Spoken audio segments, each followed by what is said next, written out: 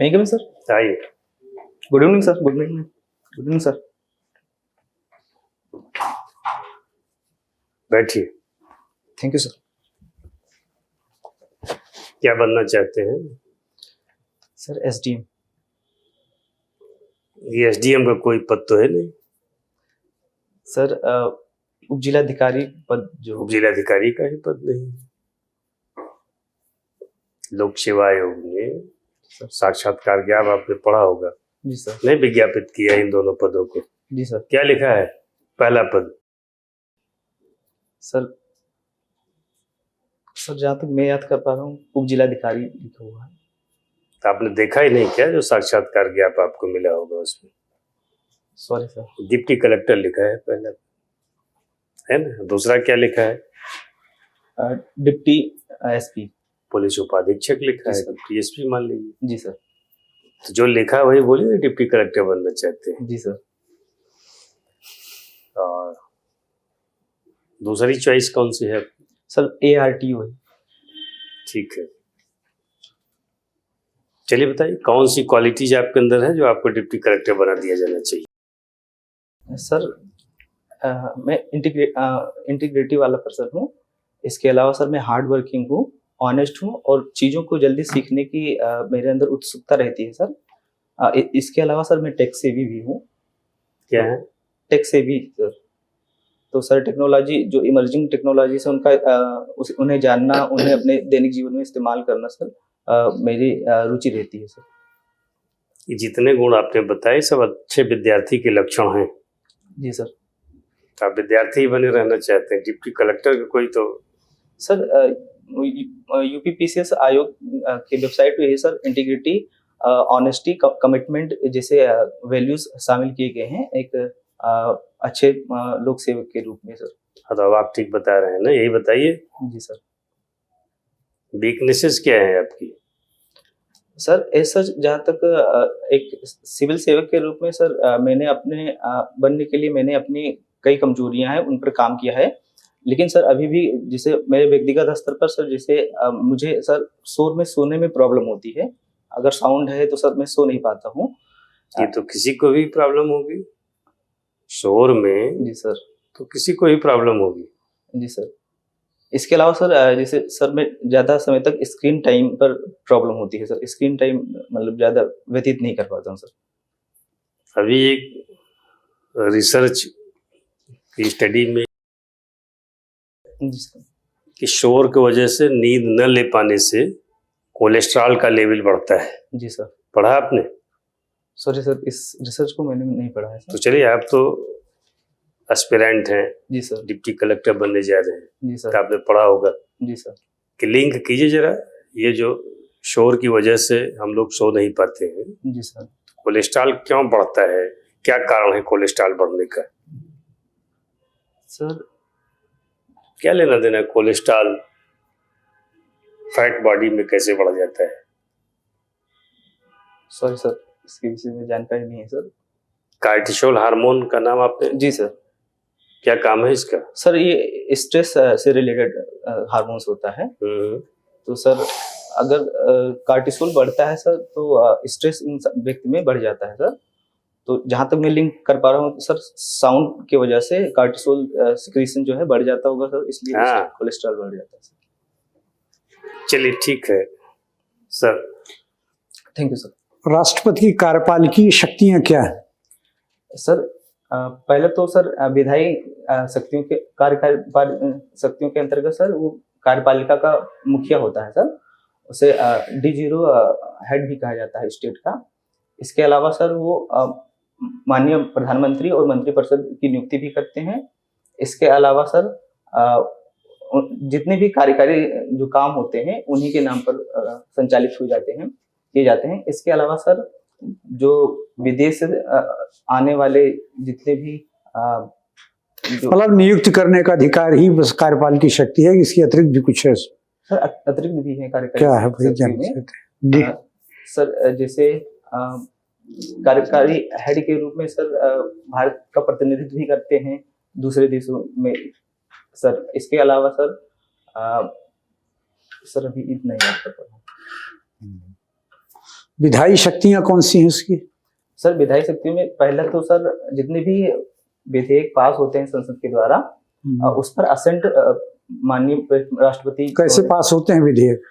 Sir विधेयक सबसे पहले सदन में प्रस्तुत किया जाता है, वो लोकसभा में भी प्रस्तुत किया जा सकता है और राज्यसभा में भी प्रस्तुत किया जा सकता है। उसके क्या क्या करना पड़ता है? हाँ सर, बस प्रस्तुत किया जाता है, उसके बाद सर उस पर सर चर्चा होती है। अगर आवश्यकता हो तो सर ज्वाइंट कमेटी को भी भेजा जाता है। कहते हैं 3 वाचन होता है, ये वाचन क्या है?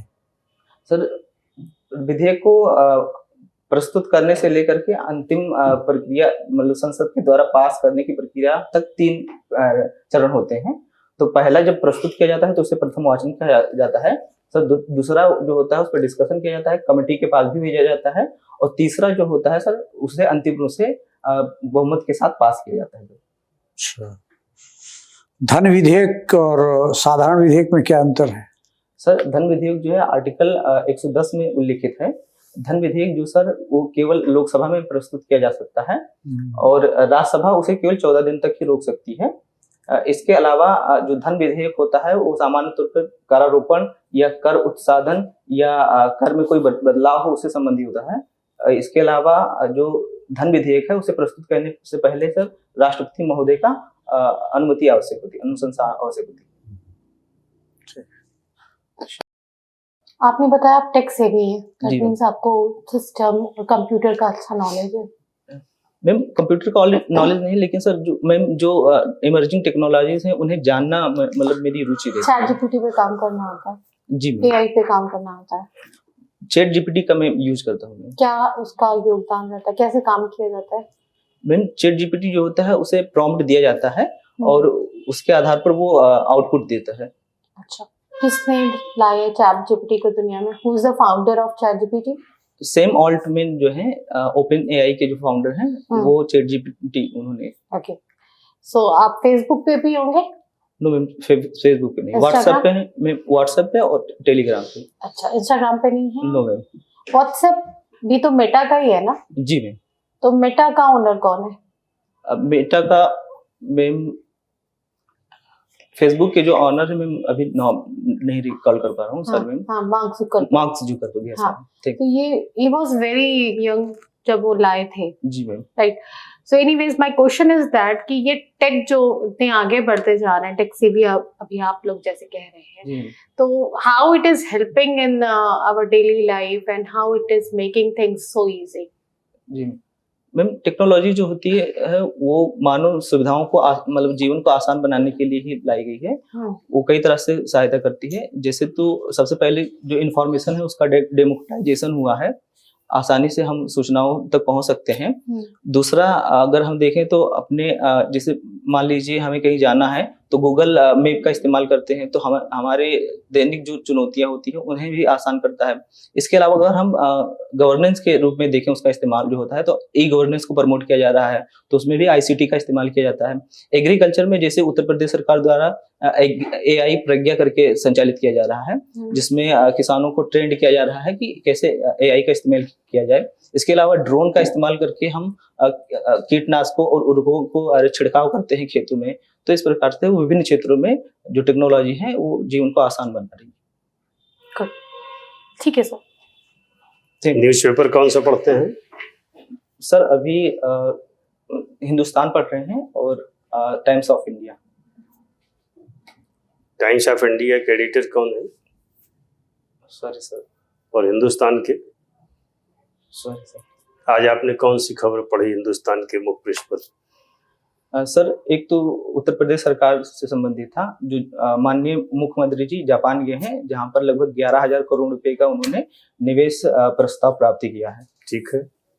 इसके अलावा माननीय प्रधानमंत्री जी का इजराइल दौरा है, तो उससे संबंधित समाचार था जिसमें उन्होंने इजरायली जो नेसेट है संसद है उसको संबोधित किया है। ये जो आपने बताया अभी 11,000 करोड़ रुपए का निवेश प्रस्ताव मुख्यमंत्री जी को मिला है जी सर, जापान से। जी सर।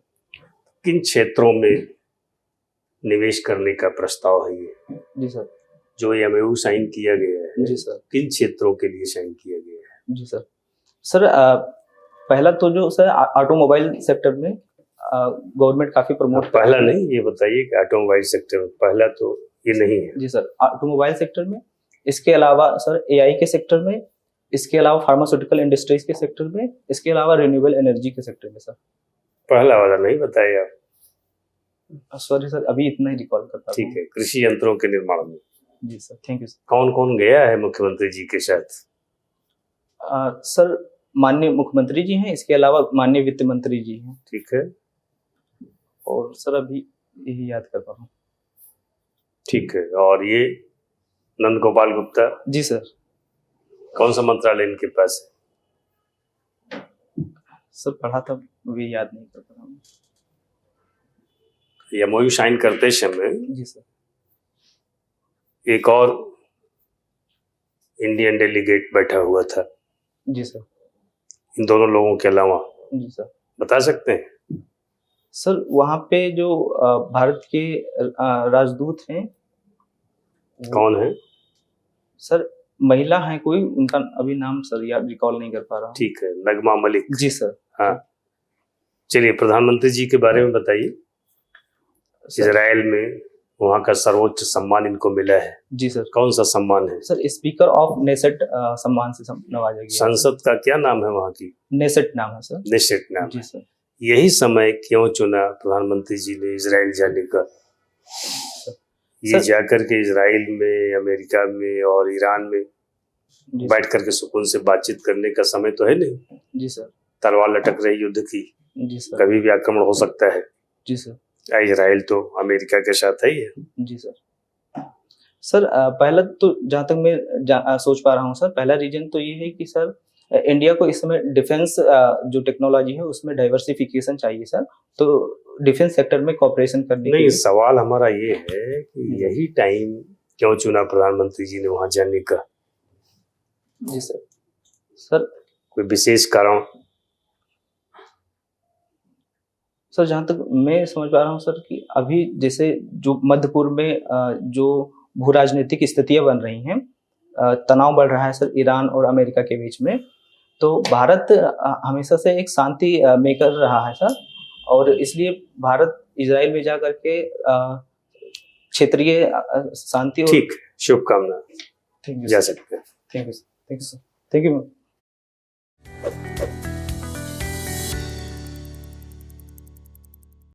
आइए आइए, बैठिए। Thank you. ये कोट वाला क्या है? आप लोग चिपकाते हैं फिर हटाते हैं। सर पहले बंद किए तो सोचे सर वहां बैठते हो मत करिए, ये ऐसे खोल बटन सिंड्रोम। ठीक है, खुली बटन में आइए ना, और अगर आपको लगता है कि बंद बटन में बैठ सकते हैं कंफर्टेबली, बंद बटन में आइए। ओके। ये कोई नियम नहीं है, जैसे भी आप आइए, लेकिन यहाँ अंदर आकर के ना उसको खोलिए ना बंद करिए। Okay sir. ठीक है। हो सकता है कहीं आपको बताया जा रहा हो कि ये काम करिए। हाँ सर, सीनियर है तो उन्होंने भी ऐसे। सीनियर नहीं, मत कीजिए। Okay sir. लोक सेवा आयोग में जो लोग इस समय ले रहे हैं इंटरव्यू में बैठ करके, कुछ लोग परिचित हैं, जी सर। बताते हैं कि ये बटन सिंड्रोम हो गया आजकल बच्चों को, पता नहीं क्या, आते हैं तो बटन खोलते हैं बंद करते हैं। जी सर। ये अच्छा नहीं लगता, खटकता है, इस तरह खबर है। और ये जो अभिवादन करते हैं अलग अलग सबको, ये भी बंद कर दीजिए। Okay sir. पूछिए, पूछने के बाद 2-3 कदम चल करके आइए, तो रुक करके थम करके कॉन्फिडेंस साथ पूरे बोर्ड को एक बार में अभिवादन कीजिए। Okay sir. कोई लेडी मेंबर है तो उनको अलग से कर लीजिए। Okay sir. ऐसे जाते समय भी जब जाने के लिए कहा जाए, थैंक यू बोलिए कॉन्फिडेंस साथ, और चले जाइए जीत का भाव लेकर के। Okay sir. बाकी आपकी स्पीच मैनरिज्म ठीक है, बातचीत करने का तरीका ठीक है, आप ठीक तरह से बैठे थे। जी सर। जो सवाल ना आए उसमें सॉरी बोल दीजिए, जी सर। जो आता है उसका जवाब दीजिए। जी सर। 3-4-5 सवालों में सॉरी बोलना पड़े तो बोलिए, बिना कोई गिल्ट पाले। Okay sir. लेकिन गलत उत्तर दे करके उलझना उलझाना नहीं, हालांकि आपने ऐसा किया नहीं, एक आध सवाल छोड़ दीजिए तो अच्छा करेंगे। सूदिंग पर्सनालिटी, उसका लाभ मिलेगा। 65-70 नंबर आपको मिल सकता है। ये अपडेशन आपने ठीक किया है। ये जो करंट इशूज हैं जी सर। ठीक है, इसको मेंटेन रखिए। कब है इंटरव्यू आपका? सर 12 मार्च को। खूब टाइम है आपके पास। जी सर। ये प्रैक्टिस करते रहिए, रिहर्सल बातचीत करने का। अप्रोच आपका ठीक है, ओके एटीट्यूड आपका ठीक है, पॉजिटिव है। सर, थोड़ा जैसे कुछ मेंटल अलर्टनेस पर काम कर लिए, मेंटली अलर्ट रहिए जब बैठे रहिए तो। ओके कॉन्फिडेंस लेवल भी ठीक है। 2-3 सवालों को उत्तर न दीजिए तो उसको गिराना नहीं, कॉन्फिडेंस बनाए रखना है। Okay sir. ठीक है, ओके सर। अच्छा करेंगे। Okay sir. Wish you all the best. Thank you sir. Thank you.